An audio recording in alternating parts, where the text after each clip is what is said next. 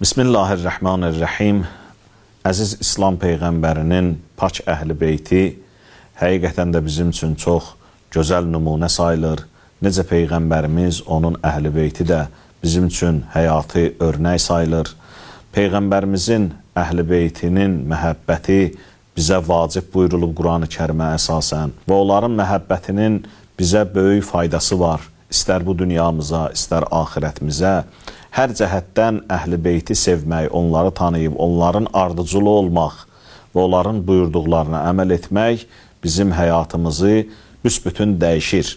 Bir nəfər İmam Məhəmməd Baqir əleyhissalamın yanına gəlir və ağıya öz məhəbbətini, sevgisini bildirir və öz sevgisini bildirərkən belə ərz edir ki, Yəbnə Rasulillah, mən sizi o qədər çox istəyirəm ki, sizin istəyinizin müqabilində mənə dünyanı da versələr, mən sizə olan məhəbbətimi vermərəm. İmam Məhəmməd Baqir əleyhissalam narahat olur və həmin şəxsə buyurur ki, dünya nədir ki, bizim məhəbbətimizi sən onunla müqayisə elədin?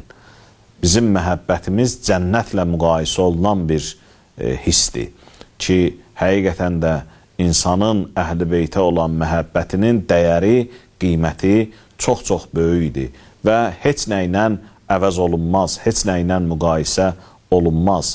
O məhəbbətin sahibi elə zirvədə olar, elə əzəmətli olar. Hədislərdə var, İmam Sadiq əleyhissalam buyurur ki, necə yer əhli göyün ulduzlarına baxarlar, bizi sevənlər göyün ulduzları kimi cənnətin ən uca zirvəsində olarlar və onlara o cür tamaşa edərlər, onlara o cür baxarlar.